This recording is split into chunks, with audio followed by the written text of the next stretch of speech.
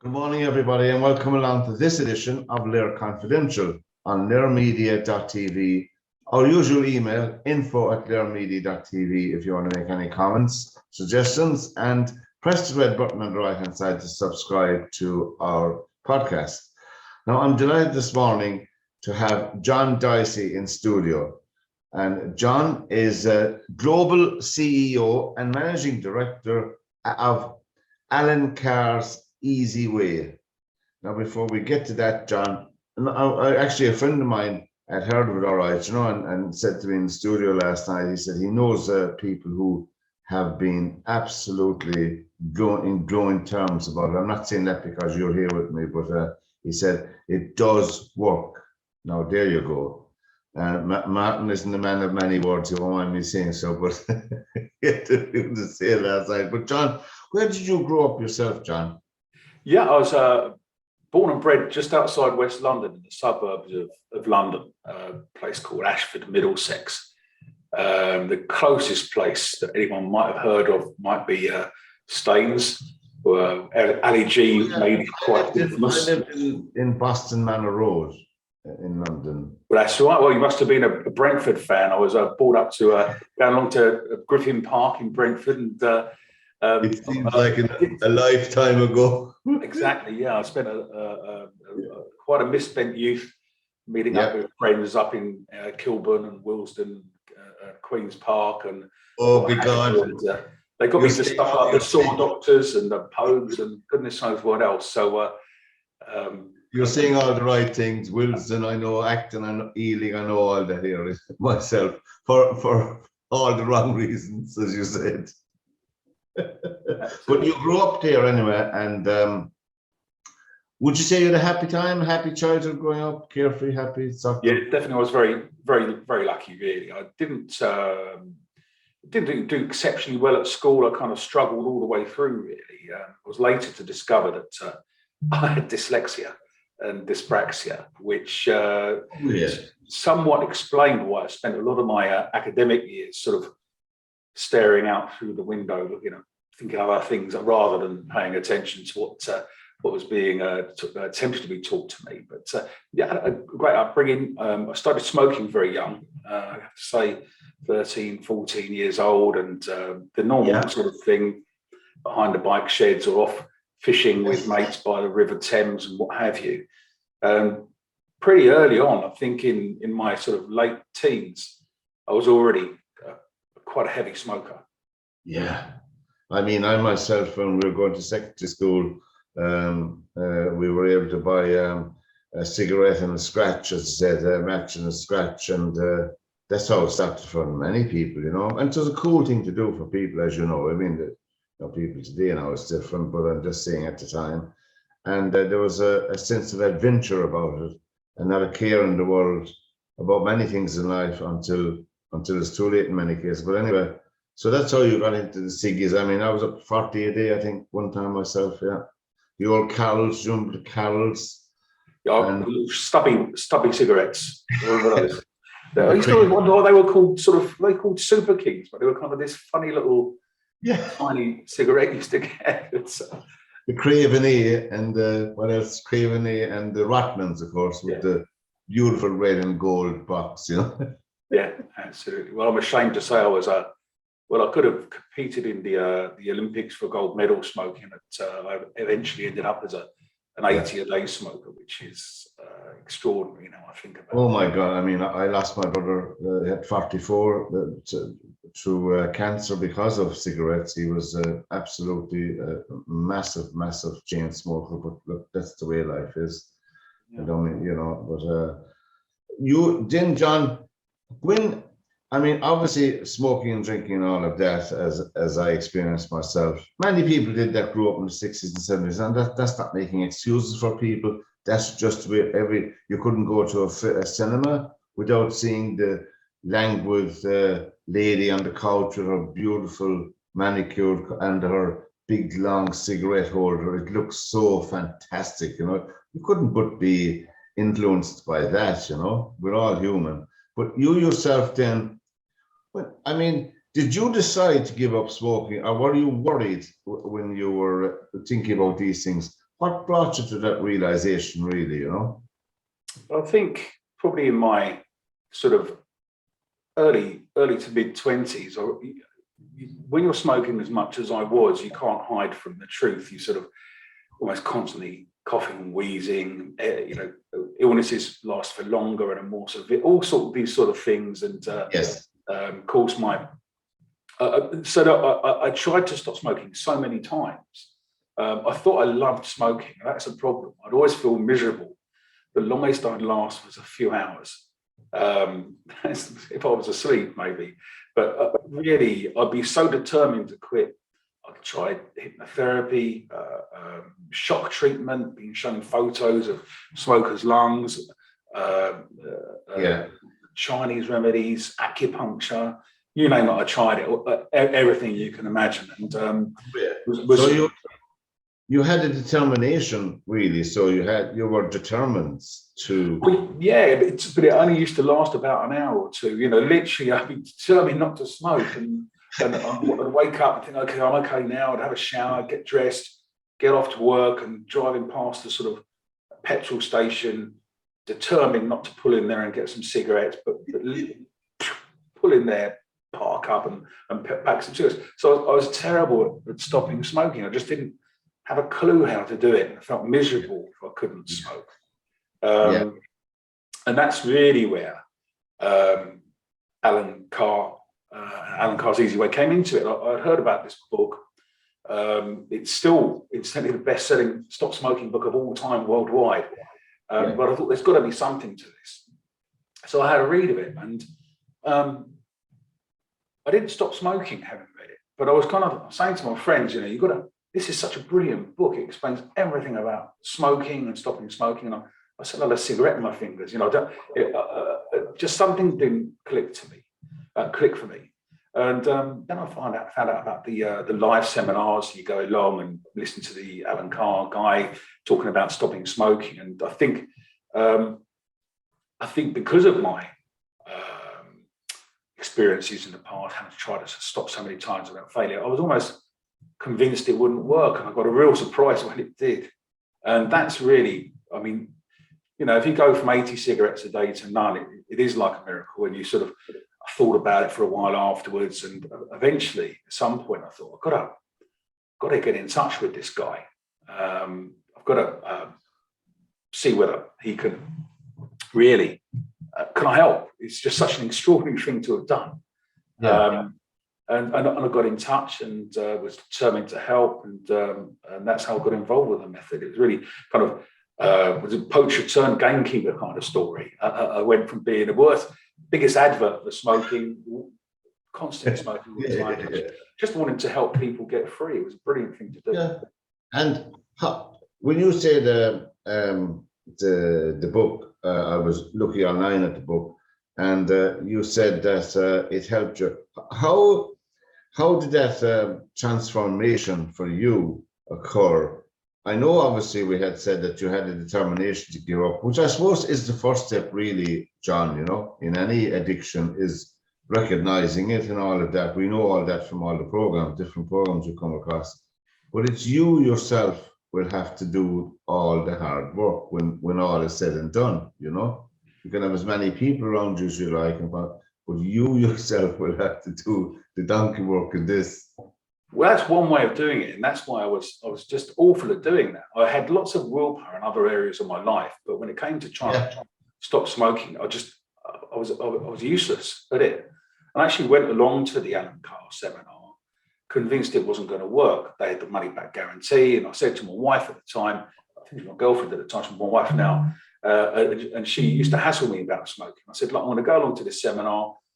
If it doesn't work, I want to get my money back anyway. But the deal is, you're not to nag me or moan about my smoking for 12 months after I've gone here. And that's the deal I thought I was doing. So I went along quite cocksure that I thought, well, the worst thing that can happen is I don't get nagged about smoking anymore. And I say no one was more surprised than me, or maybe my wife, that actually did the trick. And that's quite important for a lot of people. People do find it hard to kick addictions. They turn their will towards it, and they try and hang on for grim life to resist the temptation. What Alan Carr's Easyway method does is has you look at the addiction in a different way. So why do you, in spite of all the obvious disadvantages, the worries about it, the health fears and money, everything else, despite all of those things, why do you carry on smoking? What's so great about being a smoker or a drinker or whatever else you might be addicted to? We sort of method analyzes each argument for smoking and gradually dismisses each one. And it only takes 5 or 6 hours, 5 hours or so to do that. But if you think of any argument a smoker can come up with for smoking, there's a clear not a counter argument as such, but you can actually explain how you got fooled into thinking. Now, how can a cigarette both relax you and help you handle stress and help you with pressure? I mean, these are all opposite sort of things. But the fact is, because we're incapable of doing anything without a cigarette, we're convinced it helps us. Yes. Rather than, the reason I can't do anything without a cigarette is that I'm addicted, and as an addict, I can't function properly without a cigarette, without the drug. And once you realise it's the drug that's put you in that position of weakness, you actually feel quite empowered. And you think, okay, so if I stop taking this drug, I'm no longer sort of controlled by it. I should be fine. And in a nutshell, that's what it's about. We look at all the arguments for taking the drug and explain how you got fooled into thinking it provided you some sort of benefit. Of course, John, my special guest here is John Dicey, Global CEO and Managing Director of Alan Carr's Easyway.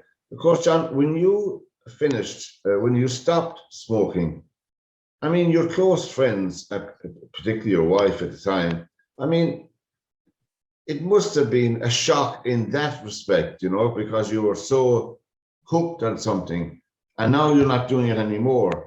How did you function socially, like, all the habits you have and all of that, that goes along with cigarette smoking? Well, it was actually pretty easy. I mean, everyone was pretty quiet.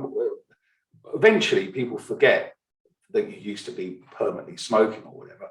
I remember I shared an office with a guy when I was in my, probably was 24, 25, and we were great friends working together. It was the days when you could smoke constantly. He was a non-smoker, and I used to constantly smoke throughout the day. And he used to cause him terrible issues.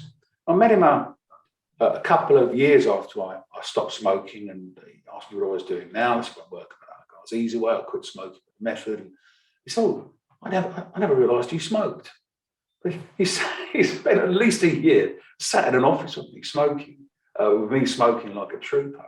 People just forget it's one of those things you become. Yeah, and that was the time, of course, when you could smoke anywhere, as you said. And I mean, the idea of smoking where you're working now is anathema, which is a good thing anyway, My own dad gave up smoking in the 1960s, and he's still alive at 91. I think that has definitely a bearing on his longevity, and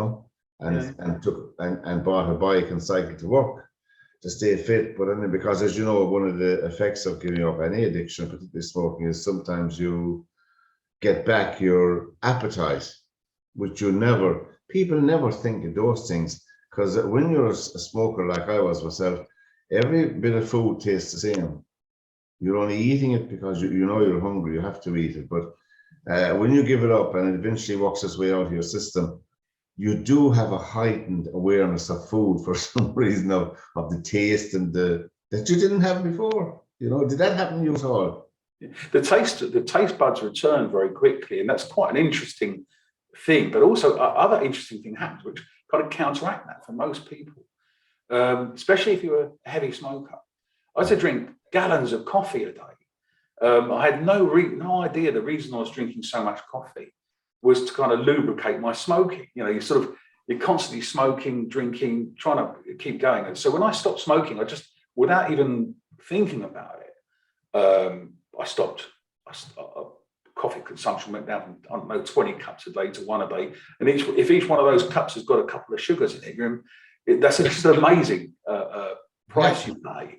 So that was, most people find that they actually kind of, once they quit, they actually get through that initial, this is interesting, what's going on here?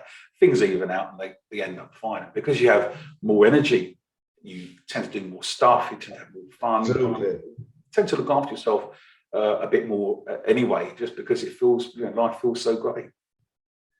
And in the Alan Carr's Easyway methodology, do they, in a positive way, obviously, because positive, bring a realization to the patient, because we are patients, people who are addicted, we are addicted to something, well, no matter what it is. Do they bring a realization that putting all this stuff into your system, whether smoking and all those gallons and gallons of coffee and all of that goes with it, I mean, that is hugely, that causes problems in itself, as well, health-wise. So is there that kind of, well, let's say, awareness given to the person themselves in as well when they go on your course? Now, these courses you run, John, are they over a period of time? Are they one-off, or can they be over a period of time? They're normally one-offs. Most people need just one live seminar. It's about 5-6 hours long. For the few that require them, there's shorter backup seminars which are available, telephone, email support. But most people, just one seminar does the trick. We don't use any shock treatment or any scare stories or anything like that. Smokers know all about the downsides themselves already.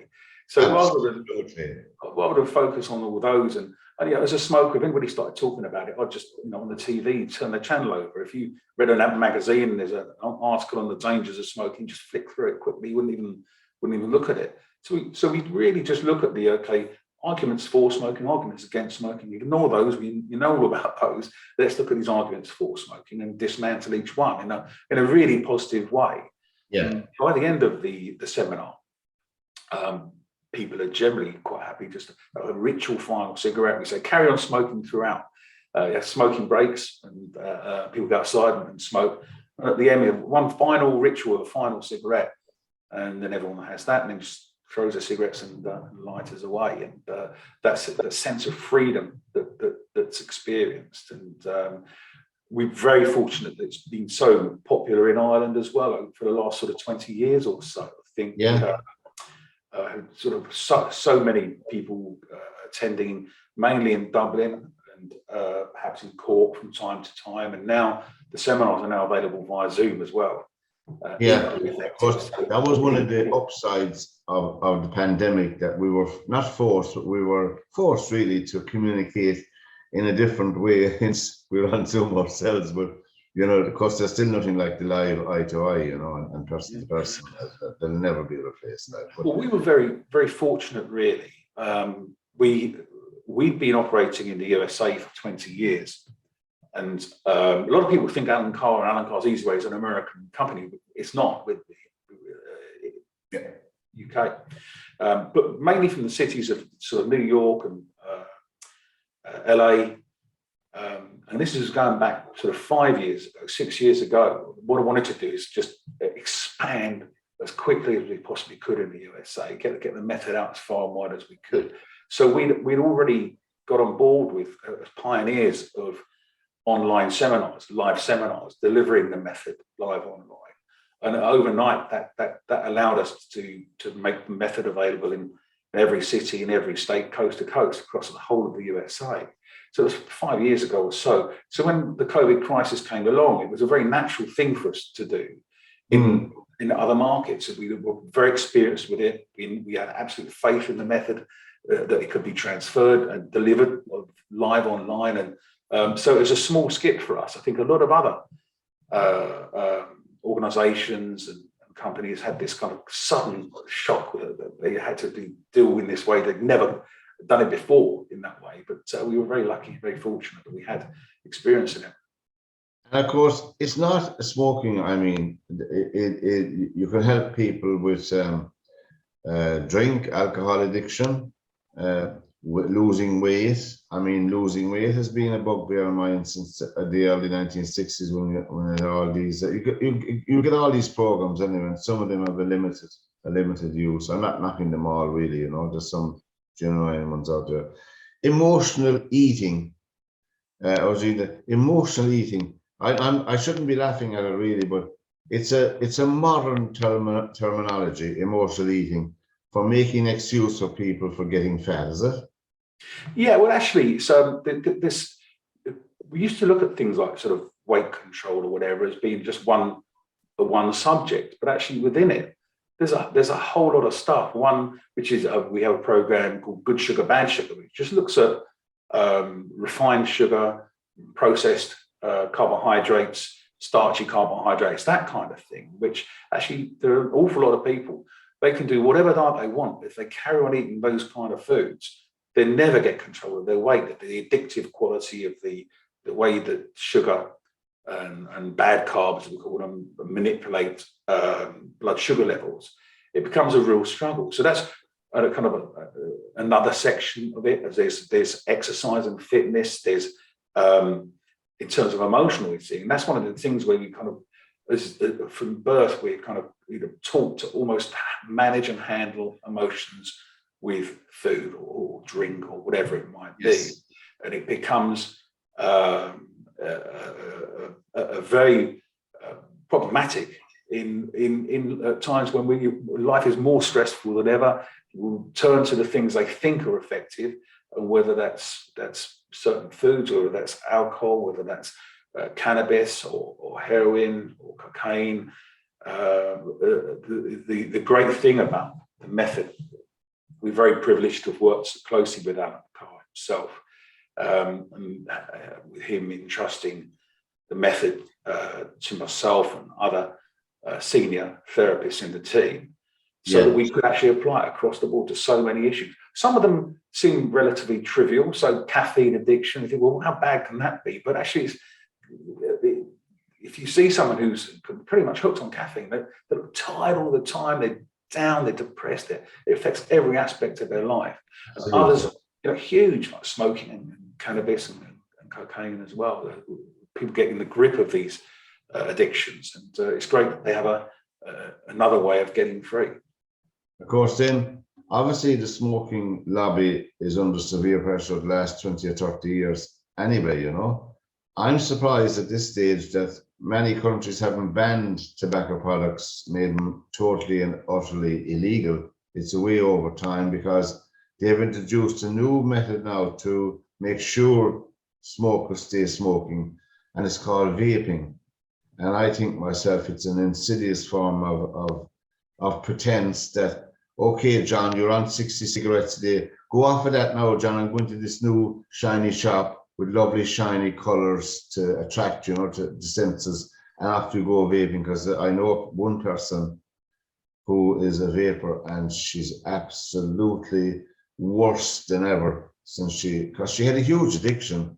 And vaping will not, as you know, and I'll tell you, will not replace or help you in any way. In fact, I think it's an insidious form of keeping you hooked. That's my take on it anyway, John. Yeah, I mean, we support anything that helps smokers to quit, and there are sort of harm reduction arguments for vaping. So, I wouldn't get into them too deeply, but I can at least accept that there are some arguments there.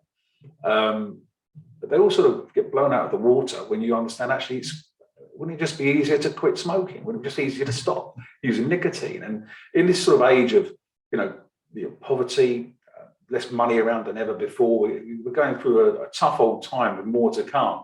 Absolutely. You can actually lift people out of poverty by helping them to quit smoking, not via taking something else up, but will also cost them lots of money and will also eventually be taxed to the hilt for in a few years. It can achieve fabulous results, and I think Ireland's been very interesting, very progressive in their approach to helping people quit smoking. The Tobacco Free Research Institute of Ireland, headed up by Professor Luke Clancy, a great Irishman.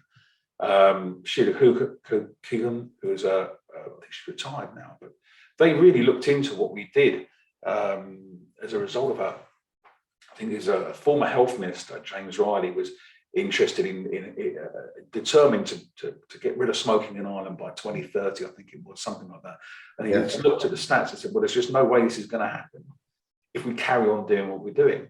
No. So they arranged what's called a randomized control trial that looked at Alan Carr's Easyway live seminars versus the Quit.ie program. And that was a real labour of love for us. The team in Alan Carr Ireland, Brenda Sweeney, and Jim McCready, Paul Melvin, and the team of therapists worked incredibly hard with that. And of course, the results came out, were published, and we were proven to be at least, I think it was twice as effective as the existing Quit.ie program, which is just a brilliant thing to do.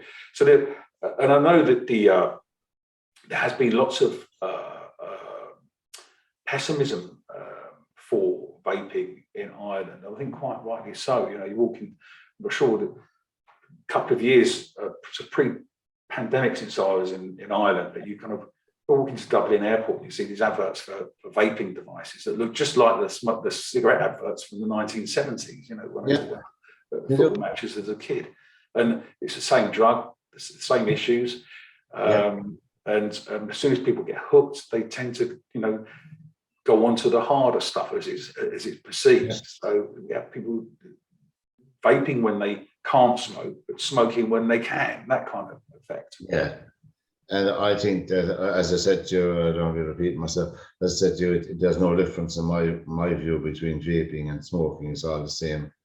It's the same downward spiral for the human being, And I mean, there are early indications of the same problems health-wise with people vaping or smoking, Not exactly the same, but there's related health problems associated with it. And also, John, you help people with gambling addiction as well, because it's a bugbear of mine, obviously, is, and anybody I've spoken to, is obviously the gambling is just, I can't even imagine a person can sit online in their own sitting or bedroom at night and lose the house around them in a matter of seconds. And why online gambling is not completely and utterly outlawed or whatever about the bookie shop, you'll have to make an effort to go down there, get up out of bed and walk down the street and go into the bookie shop. But okay, it's bad enough, but online it's appalling altogether, So many young people,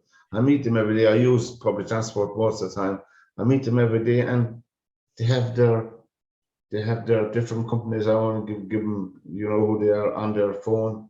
They put a £5 here, and I was saying to myself, I didn't realize the problem is so bad, very bad.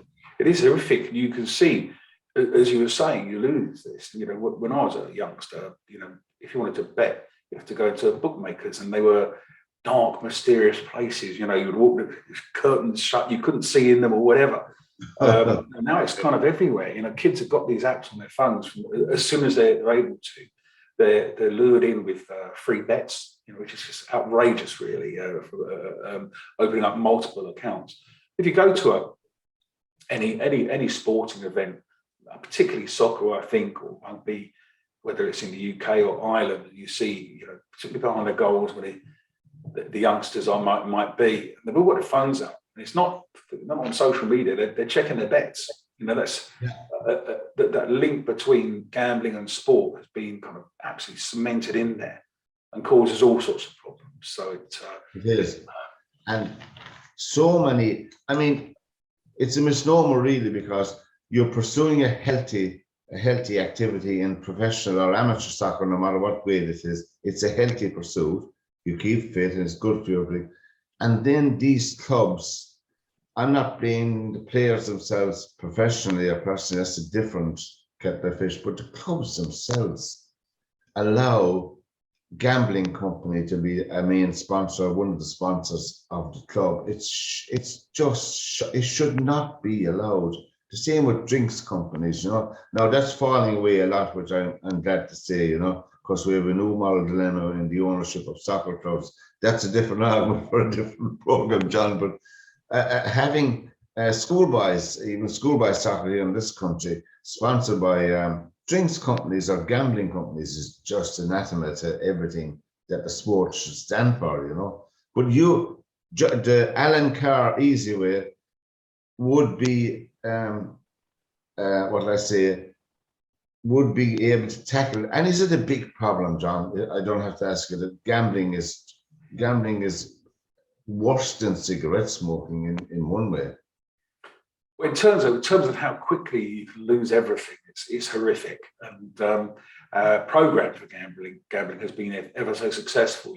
It's available in the book format, but also as an online video program as well. And we've been running that for a good over 10 years, I think now, and very, very, great reviews. I think we don't advertise much at all. Most people hear about what we do via friends who recommended that they used it to quit smoking or quit alcohol or get free from sugar or quit gambling, and they recommend friends and colleagues to it the same. Issues like gambling have a little bit more shame attached to people. Feel less they feel embarrassed they used to gamble, so they don't tend to maybe tell too many people about it. But if if it comes up in conversation, somebody expresses that they have a problem with gambling, that's when they step forward and say, well, you might want to try this. It can help. Yeah. And the thing about gambling is, if you're smoking, you can be seen smoking going down the street, as you said. You could be smoking in your car or your van, or whatever you're driving. But gambling is one of those hidden problems. I think it helps, though. Let's be positive in one way. It helps when you have people who are what we call influencers in society, that people look up to. Like, particularly, I'm thinking of film stars, male or female, and it's heartening to see that they're not smoking anymore. They're not there hanging around in their interview with cigarette smoke swirling around. I think that has a positive image and a positive picture for people. If they had more people like that, and as you said, gambling needs people to step up to the plate. Some of them wouldn't have the courage. Most of them would have it. Would have been encouragement to say, look, I was that man, I was that woman, I was that person. And if we had more of that, I think people don't really understand or appreciate the horrific consequences of serious gambling. I don't think they do. No, it's true.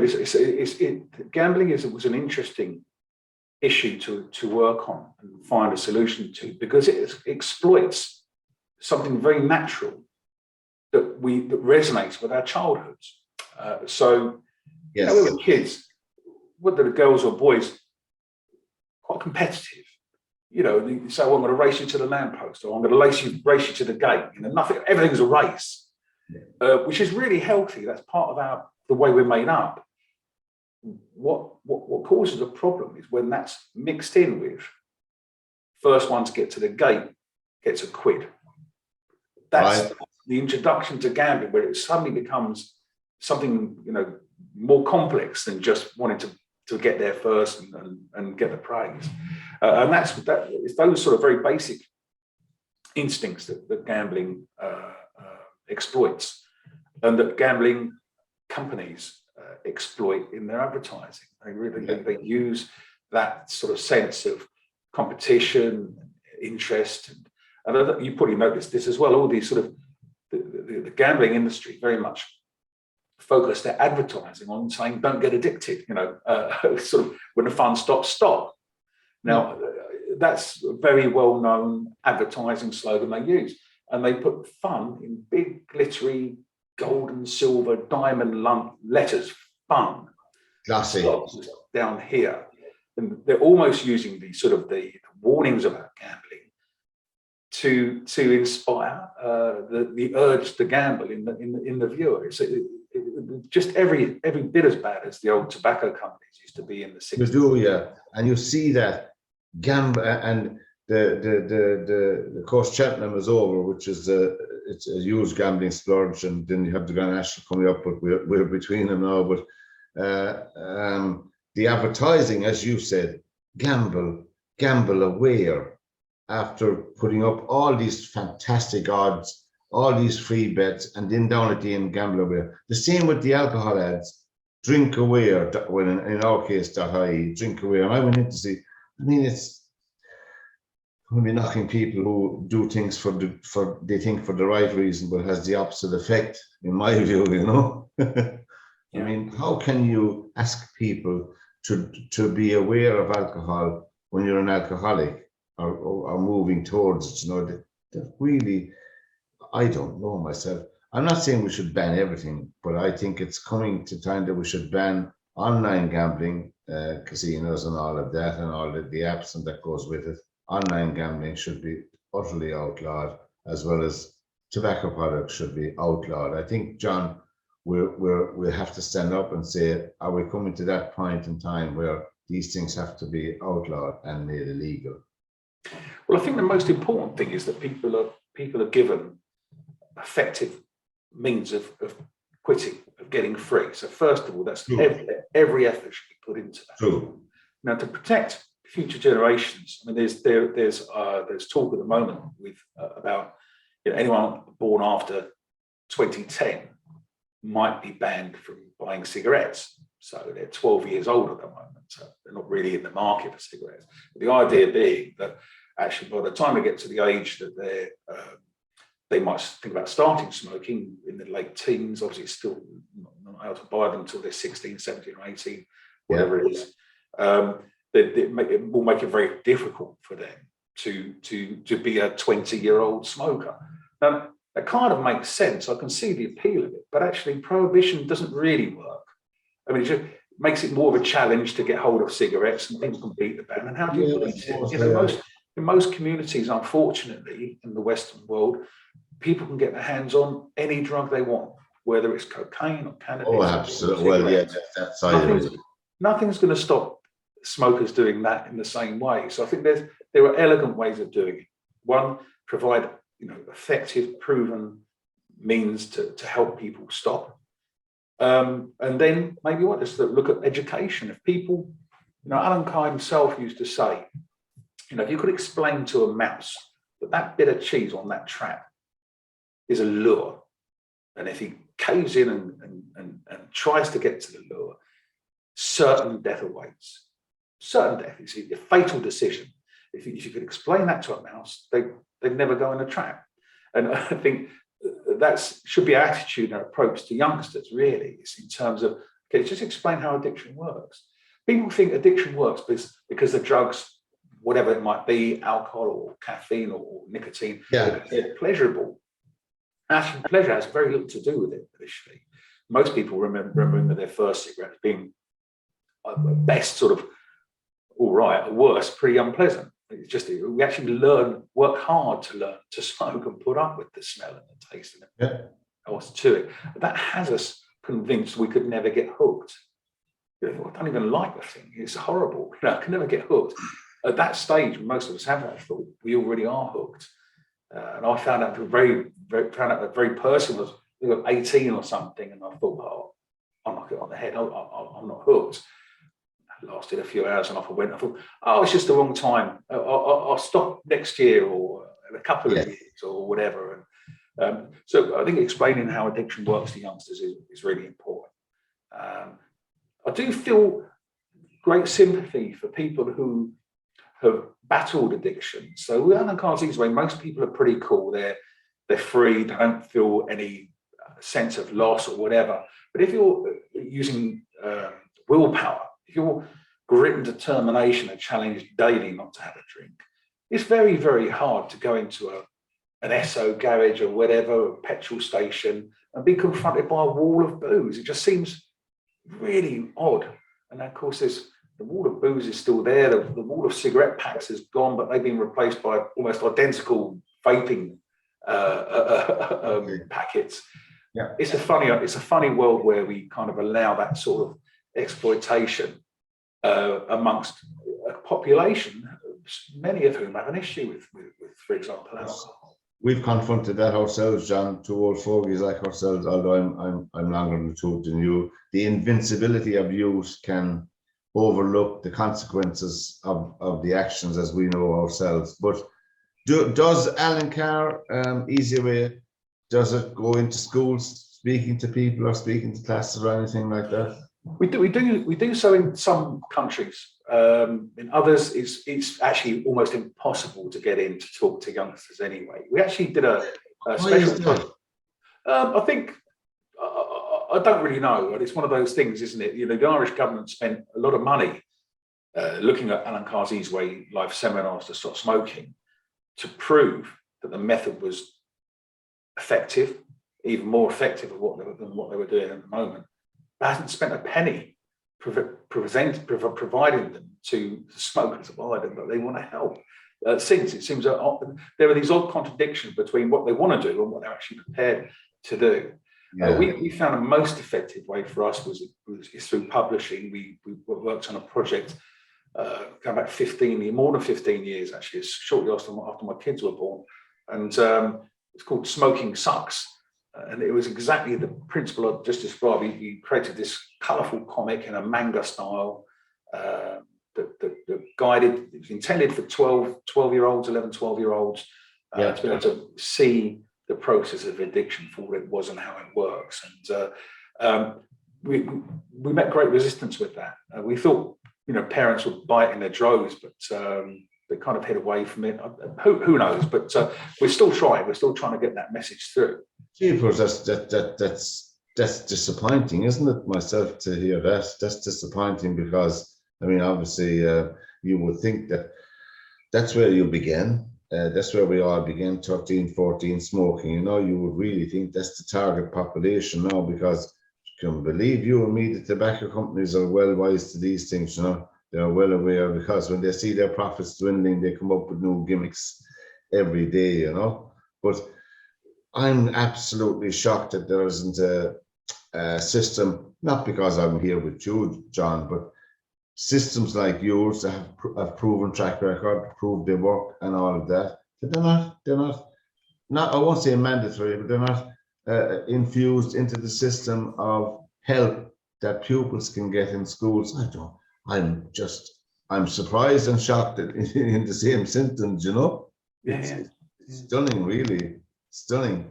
Well, it's the interesting thing, as I said, this randomised control trial, which was undertaken in and around Dublin, going back a few years now, which proved the effectiveness of Alan Carr seminars, played a huge part in our history, along with another randomised controlled trial that took place in London.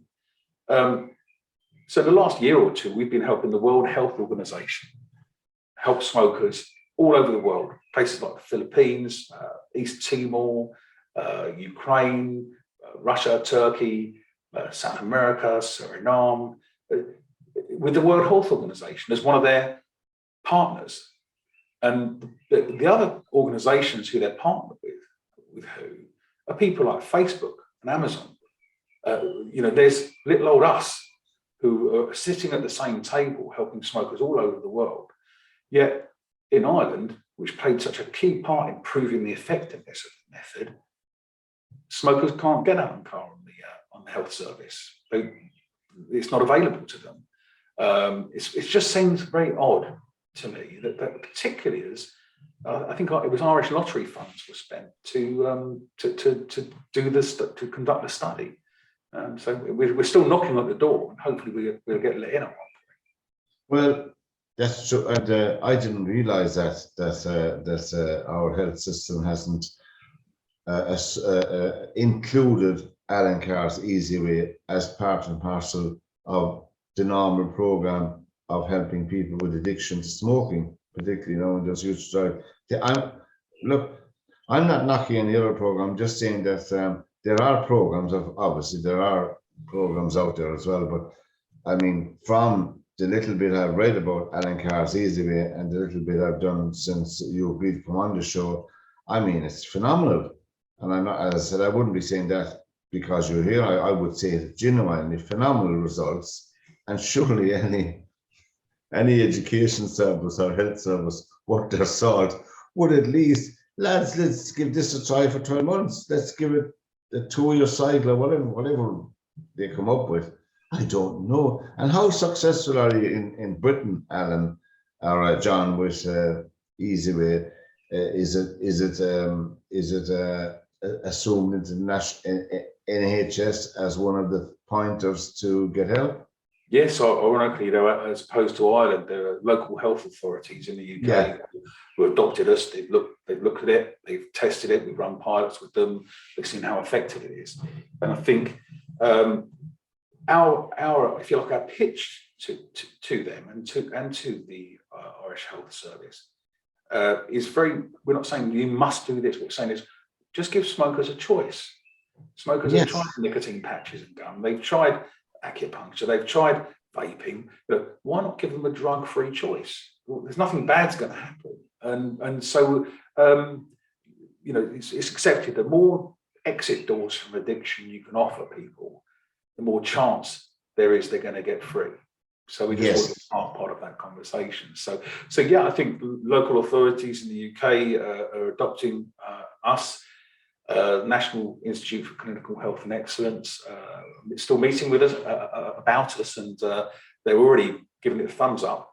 They're just looking into cost effectiveness studies and everything, and that's watch this space because that's going to be some exciting news soon. And the World Health Organization, so you can't really do much better than that. But our corporate clients, crazy thing. We get global corporate clients like Google or Mercedes-Benz, or just all over the world. We're helping these people quit smoking. But it's poor smokers that maybe don't have access to these programs that suffer. I worked in the civil service, so sometimes it can move slowly, and that's not making an excuse. It's just, you know yourself with the civil service in Britain, like that. If the man at the top of the thing is convinced, then action will be taken. But before we finish up, John, a message to our, I'm saying this personally, a message to our HSC, the Health Service Executive, really and truly echoing a fantastic phrase you used. The more exits you have of getting out of place, getting out of addiction, the better for yourself. And Alan Carr's Easyway is providing another exit for people with addiction. That's a fantastic line, you know. Why not give them another choice, another option of exiting addiction in Alan Carr's Easyway? John, it's been a fantastic that you took the time out of your day, your busy day, to be here with us on LiR Confidential. Have you any final message to our brethren, my fellow brethren here on this island, you know? Well, listen, it's been an absolute pleasure to talk to you, Pat. I've got to correct myself. Earlier, we were talking about cigarette brands, and you mentioned Carol's. The brand I was trying to remember were Majors. Do you remember Majors? Majors, right. All my Irish mates used to smoke them in London, and they just seemed that the tiniest cigarettes you could imagine. But no, I mean, listen, really, it's just if you're gripped by an addiction, don't lose hope. You can get free. It doesn't have to mean that you're going to be miserable afterwards and feel like you're missing out on something for the rest of your life. You can actually, if I, as a former 80 a day smoker, can get free and feel great, anyone can, and just knowing how to do it is the important thing. Well, John Dicey has said, Global CEO and Managing Director of Alan Carr's Easyway. It's been a pleasure, all of ours here on LiR Media and this program, LiR Confidential. So we'll catch up with you again very soon, no doubt, now that we found you. Look forward to that. I can't wait to get back to Ireland. As I say, it's been a couple of years of not being able to go anywhere, really. So it's one of my first port of calls. Fantastic, John. And for this edition of LiR Confidential on LiRmedia.tv, our special guest has been John Dicey from Alan Carr's Easyway. John, the best of luck in all your future endeavours, and take care and good health as well. Best. Thanks, Stu. Thank you. Thank you. Bye.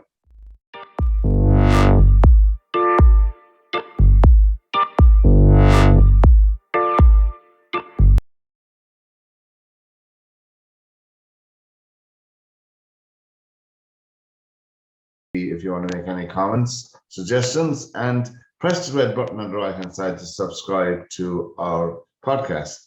Now, I'm delighted this morning to have